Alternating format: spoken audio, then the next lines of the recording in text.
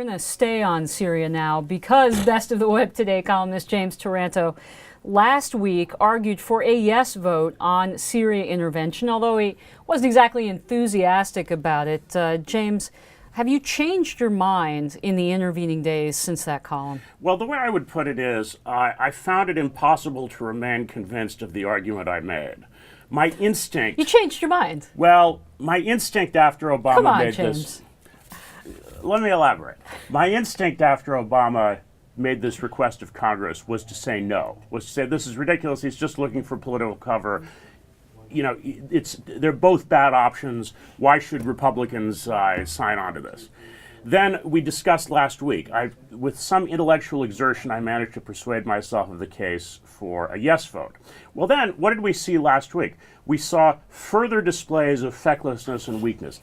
I didn't set the red line. We saw John Kerry put on an abominable performance, you know, blustering about Munich in one breath and then saying that this was the strike was going to be unbelievably small in the next.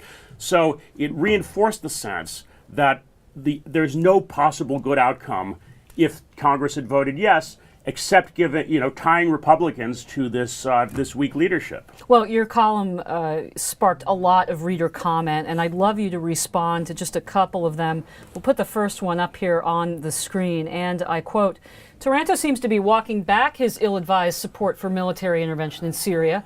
Good. Giving political cover to a mission that will accomplish little and may actually hurt a lot should not be the job of right-leaning editorialists. If your principles tell you we must, quote, do something, end quote, then advocate for something worth doing." Buck Hebner. Well, I wouldn't exactly call it walking back my support for military intervention in Syria. As I wrote yesterday, I would be in favor of military intervention in Syria if it had a military objective and a strategic purpose. This doesn't, and so what I tried to convinced myself to be for and failed was the yes vote as the better of two awful alternatives. So you're on the hawkish side of the party with a Marco Rubio or Ron Johnson, these kinds of guys. Okay, let's go to the second reader comment now, and I quote, "The supporters of Obama's Syrian boondoggle remind me of the supporters of an Obama presidency. In theory, they support a strong, credible U.S. leadership in the Middle East. But in reality, our leader is clearly ill-equipped and ill-suited for the job and is neither strong nor credible." Adelaide Burton. Well, I guess what I would say is that, yes, this goes back to what I just said, right? If you consider the reality of the situation, we're not going to get an effective military response out of this president. And so if the choice is between an ineffective military response and no military response, there is something to be said for not doing it. I think most of the supporters of Obama's presidency are not supporters of a military strike on Syria. Even those who in Congress who have voted yes, like our friend Nancy Pelosi, I don't think would vote yes if there were a Republican in the White House, or if they somehow were making this decision with a blank slate, not knowing who's in the White House. It's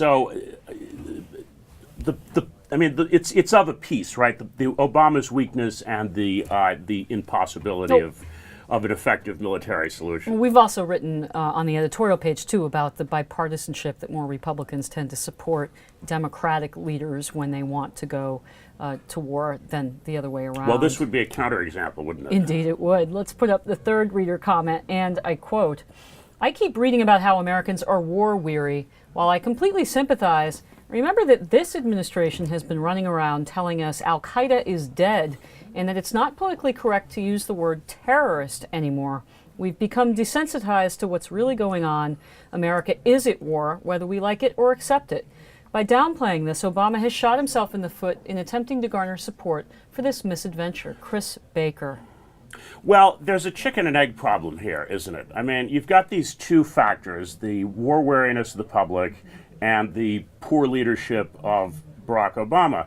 But they're really part of the same phenomenon. I mean, Obama would not have been elected in 2008 if the public weren't war-weary.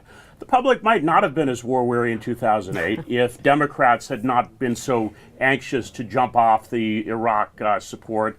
John Kerry did before even the shooting began. And so, it plays off each other. They're two parts of the same phenomenon. Okay, gonna have to leave it at that. Best of the web today, columnist James Taranto. Thanks. Thanks very much.